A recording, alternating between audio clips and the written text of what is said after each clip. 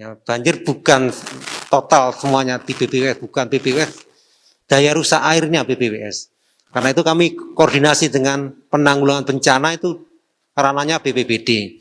Nah, BPBD tidak bisa sendirian, kami juga tidak bisa sendirian. Bareng-bareng sinergis.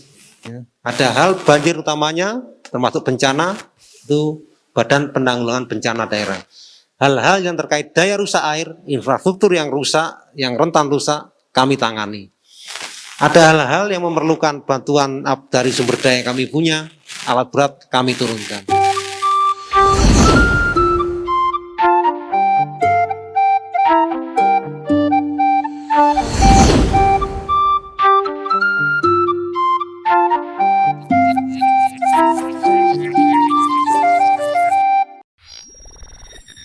Halo, selamat siang Sobat Cimancis. Ketemu lagi sama saya Novia Aprilia dalam Open Mic, program yang dimiliki oleh BBWS Cimanuk Sanggarung, di mana kita bisa mengetahui apa yang sudah dilakukan oleh BBWS Cimanuk Sanggarung. Bergabung juga di sini sudah hadir teman-teman wartawan, karena ini memang ajangnya Pak Ismail ya.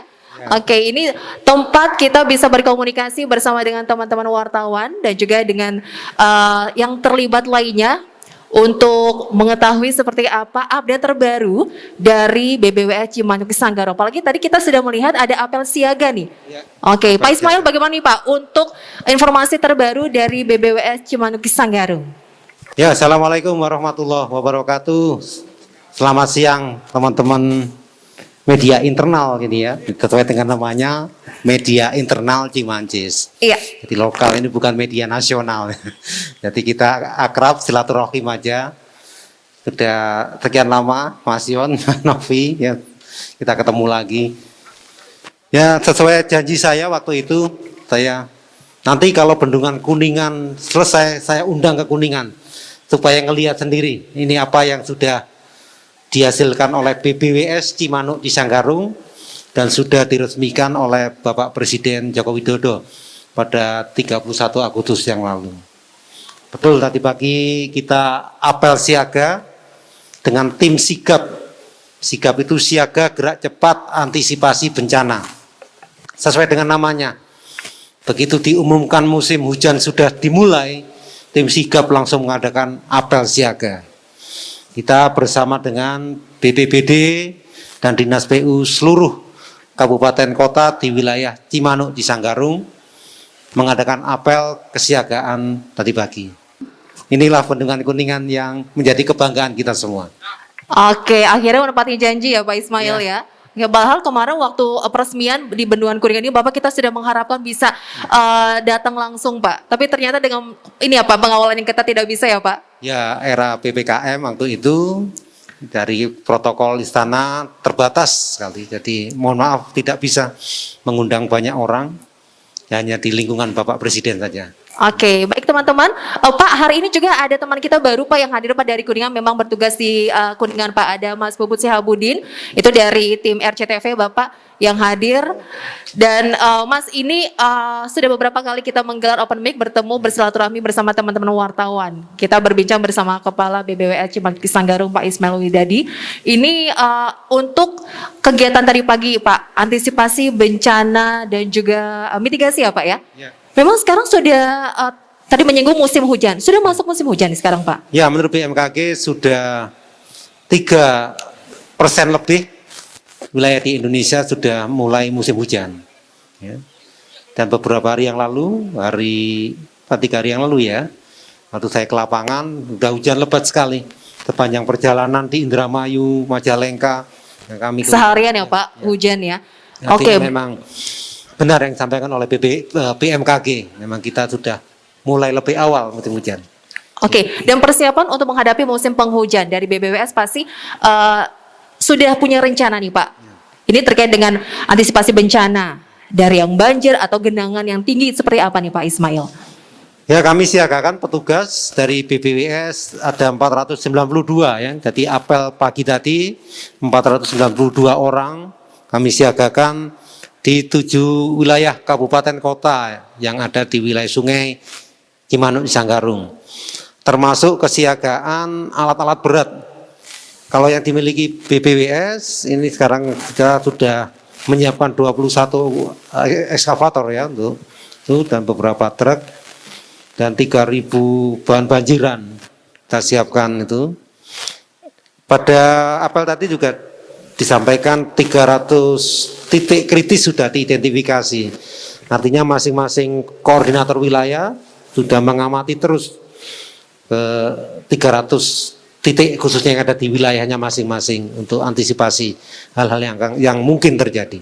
Oke, 300 titik yang menjadi naungan dari BBWA Cimancis ya Pak ya? Ya, Oke. 300 titik kritis ya menurut kriteria teknis kritis yang kami miliki. Oke, Bapak ini untuk SDM dipersiapkan.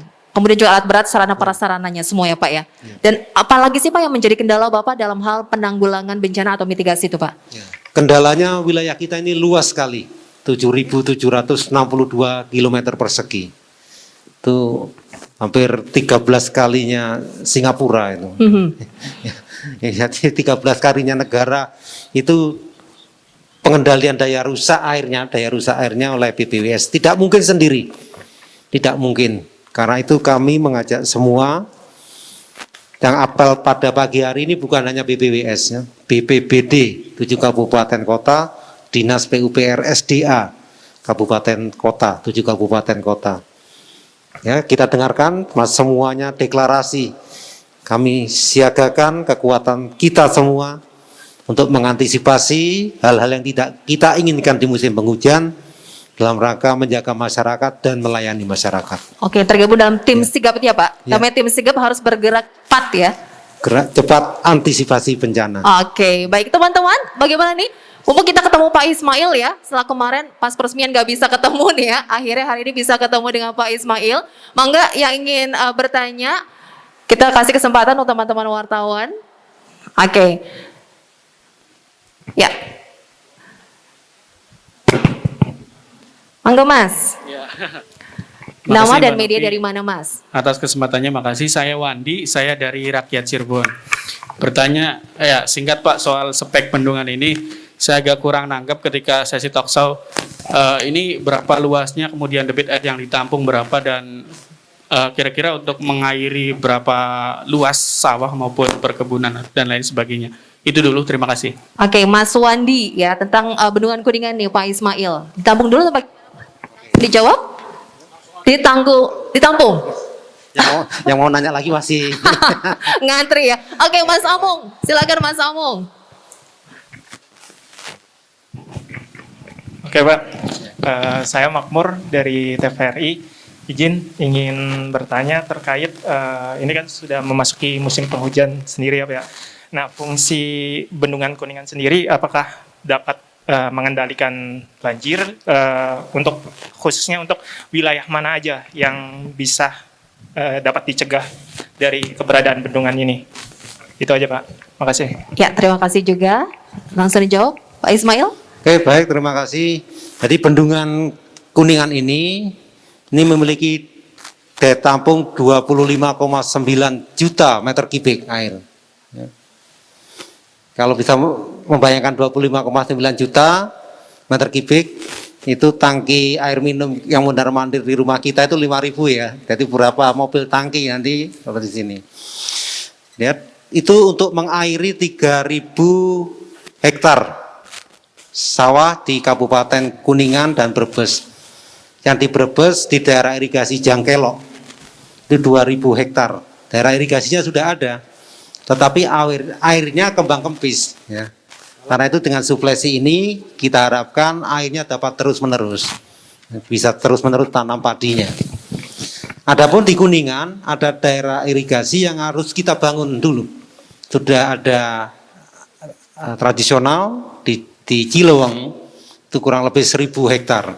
Kita sudah studinya sudah ada, tinggal kita membangun daerah irigasi Cileweng 1.000 hektar dan kita perbaiki daerah irigasi Jangkelok di Brebes yang 2.000 hektar.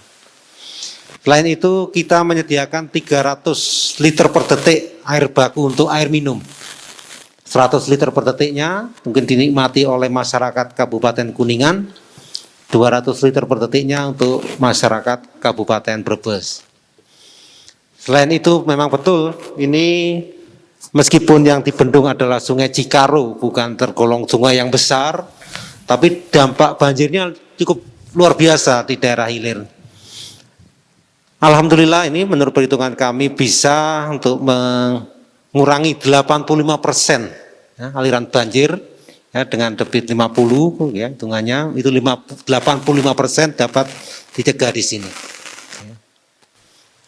Kiranya itu sudah menjawab semua pertanyaan tadi ya. Ya. Oke. Terima kasih. Terima kasih banyak ya tadi Mas Wani dan juga Mas Makmur. Yang lainnya, Mas Aji bagaimana? Oh, Mas Bubut. Silakan Mas Bubut. Ya, Assalamualaikum warahmatullahi wabarakatuh. Waalaikumsalam warahmatullahi wabarakatuh. Selamat siang, Pak Ismail, saya Bubut. Pak, yang ingin saya tanyakan, ini kan ada 444 rumah ya warga yang direlokasi di Sukarapi. Yang pertama terkait kemarin saya liputan ke sana ketersediaan air bersih, Pak. Ya mungkin itu rencana ke depannya gimana. Kemudian yang kedua, ini kan menjadi potensi objek wisata ke depannya dan masyarakat berharap juga ada pemberdayaan gitu Pak. Nah untuk pemberdayaannya sendiri itu bentuknya nanti seperti apa? Itu aja dulu. Oke, terima kasih Mas Bubut. Langsung dijawab Pak Ismail. Oke, ada yang tanya? Mas Ion, enggak Mas? Assalamualaikum warahmatullahi wabarakatuh. Selamat siang Pak Ismail. Ya, selamat siang. Pak, setiap tahun kan selalu banjir Pak. Kira-kira titik mana saja Pak yang krusial untuk diantisipasi, khususnya di wilayah Cirebon mungkin ya, Iya. di bagian timur dan baratnya. Iya. Terus untuk tadi 85% penanggulangan banjir ini tuh bisa dirasakan tahun 2000 sekarang atau berapa tahun ke depan gitu. Terima kasih Pak. Assalamualaikum warahmatullahi wabarakatuh. Waalaikumsalam warahmatullahi wabarakatuh. Mas Bubut, Mas Ion, terima kasih. Kita dengar penjelasan dari Pak Ismail. Oke, tadi berawal dari masyarakat yang sudah direlokasi ya ke perumahan itu. Ya sebenarnya relokasi itu kan bagian terpisah sebenarnya dari proses pembangunan bendungan ini.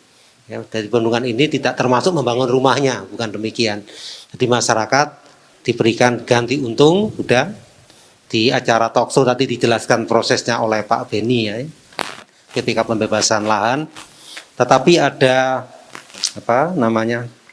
sesuatu nilai plus lah dari Pemda Kuningan ini. Selain ganti untung tadi ada relokasi berupa rumah dari Pemda. Dan Pemda ini mendapatkan bantuan juga dari Menteri PUPR. Karena ada Direktorat Jenderal Perumahan, Penyediaan Perumahan, ada Direktorat Perumahan Khusus, menyediakanlah rumah khusus itu. Yang dimanfaatkan pula untuk relokasi.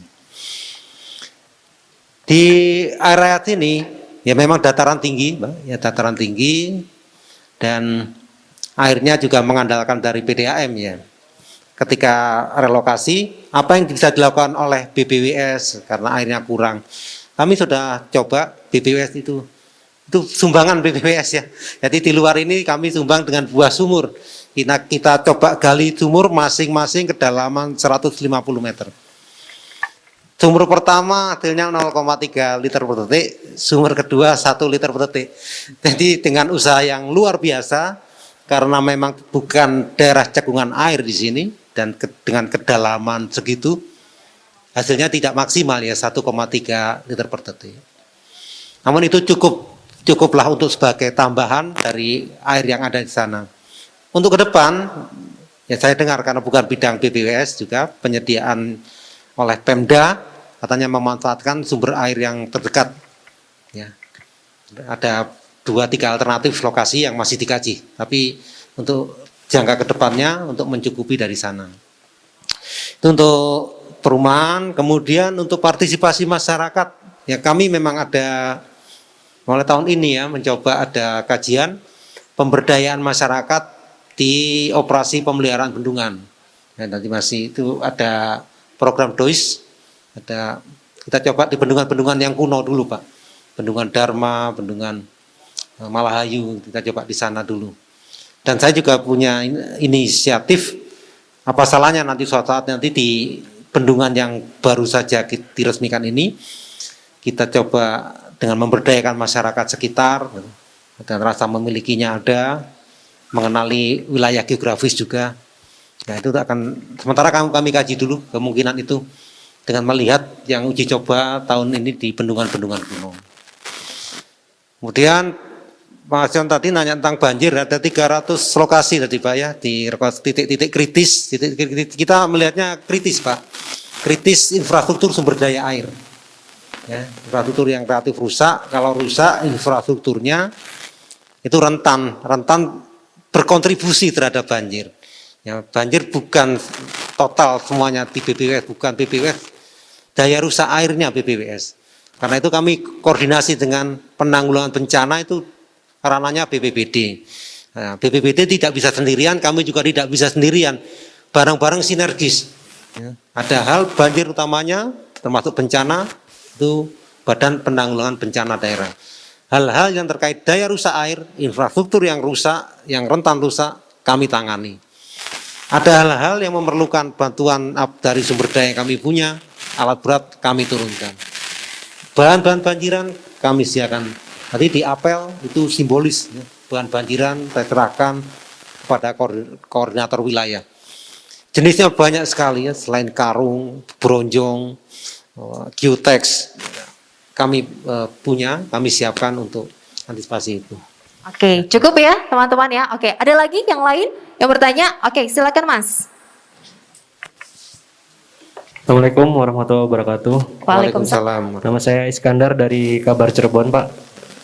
Untuk persiapan tadi ada 300 titik kritis yang disampaikan. Itu paling banyak di daerah mana? Dan selain persiapan identifikasi dan penjagaan personil, itu apa saja Pak persiapannya? Oke, Ya. terima kasih. Ada lagi teman-teman? Mas Aji? Oke. Ini selalu penutup ini. Selalu penutup ya Pak ya, sampai ingat. Pak Ismail, selamat siang Pak Ismail.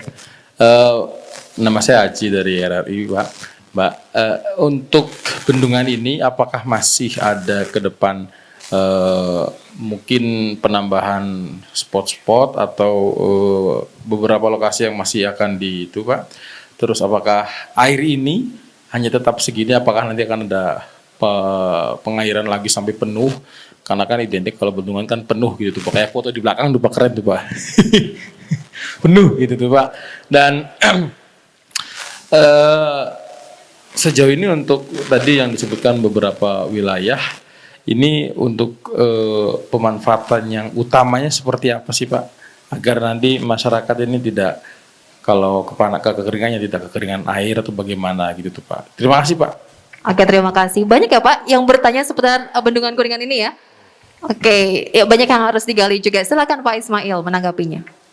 Ya, langkah persiapan kami pertama untuk antisipasi kesiagaan. Selain sumber daya yang kita punya, di pilar yang kelima, tadi sigap 5 pilar, merawat komunikasi.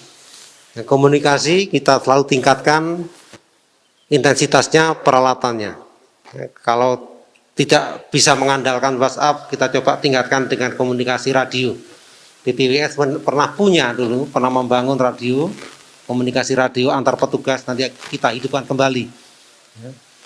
Karena semuanya sudah terlena dengan dimanjakan oleh cellphone, sudah akan mudah dengan WhatsApp. Tapi prakteknya ternyata di lapangan banyak petugas kami yang kehilangan sinyal. Karena itu nanti antara lain itu. Kemudian komunikasi intensif dengan stakeholder terkait. Kami telah bangun juga aplikasi namanya juga Sigap. Sistem informasi, komunikasi gerak cepat, antisipasi bencana. Seperti apa aplikasinya?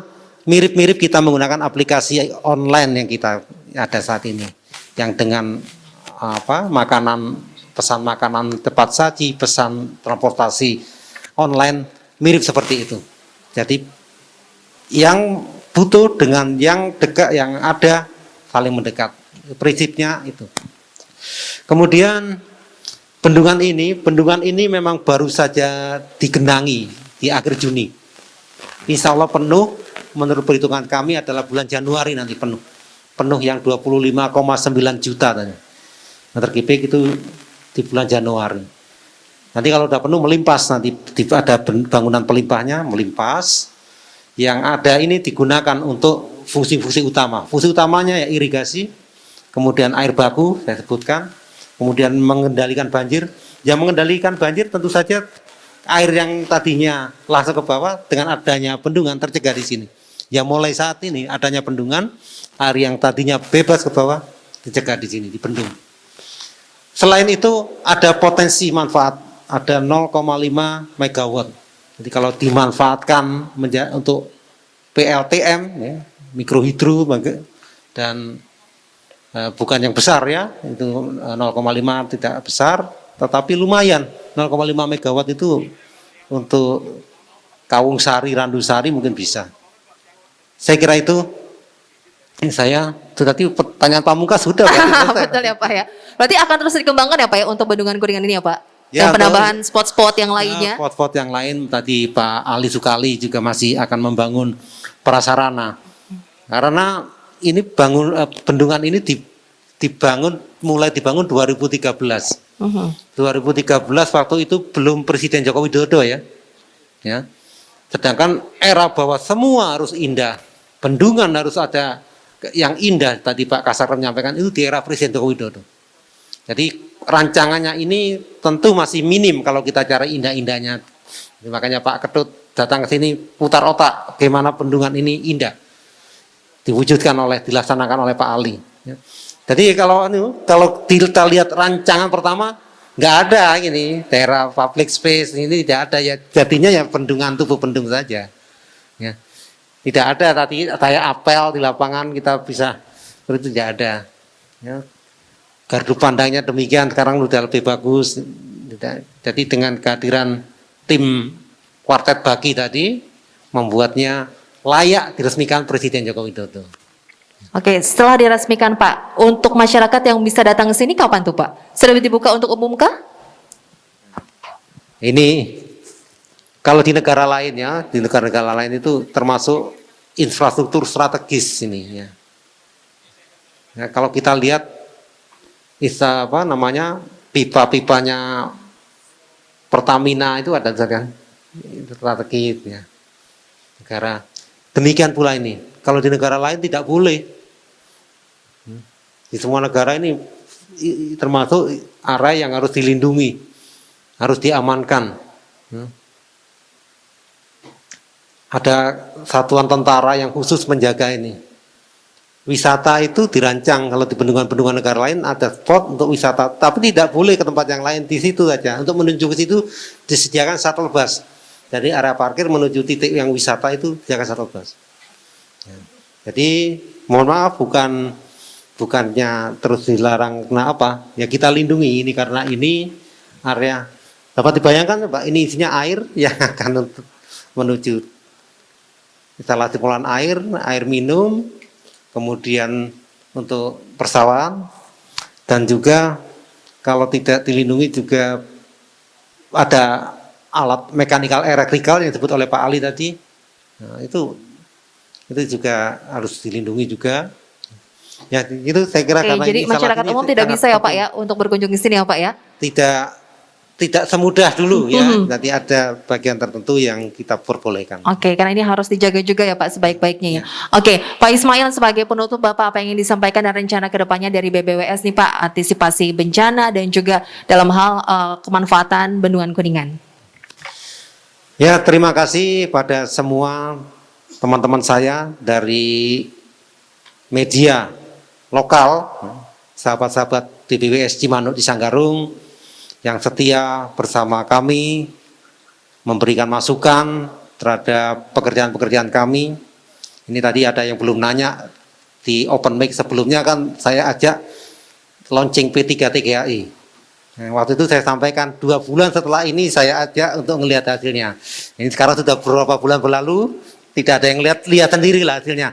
Iya. Yang jelas yang saya waktu itu mengatakan 1 titik 300 meter sehingga ada 400 titik kita bisa membangun saluran irigasi sampai dengan 12 km. Saya tinjau langsung lapangan itu lebih dari 300 rata-rata, ada 400 meter.